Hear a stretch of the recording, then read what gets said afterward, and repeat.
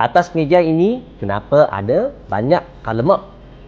Hari ini, David nak bagi satu penjelasan apa beza dan kegunaan warna mop masing-masing. Memang semua orang tahu, mop ini untuk buat pembersihan.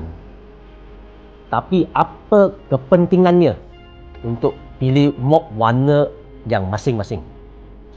Pilih warna mop ni, dia ada satu nama, iaitu Color Code Cleaning System. Tujuan Color Code Cleaning System ini adalah untuk kita mengelakkan cross contamination. Ataupun tuan-tuan dan puan-puan boleh bayangkan, you bawa kotoran dari tandas ke pejabat, ataupun dari tandas ke jalan ataupun koridor. Itu kira cross contamination.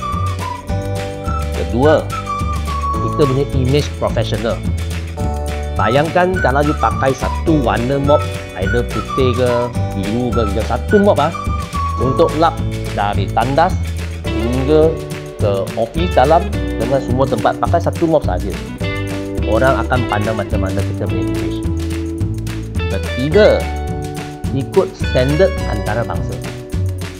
Banyak shopping kompleks, hospital ataupun kilang-kilang besar, dia orang ada sendiri punya SOP. So kalau kita ikut standard mop yang ini buat kerja, image kita naik, orang nampak kita ada SOP, kita dapat job itu senang.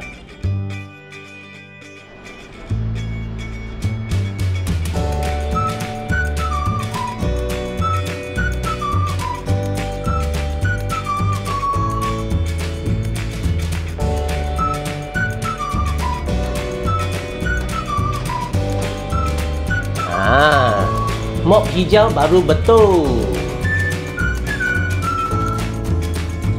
Pakai mop warna biru dalam pejabat ataupun koridor. Sebarang pertanyaan, sila menghubungi ataupun email kita.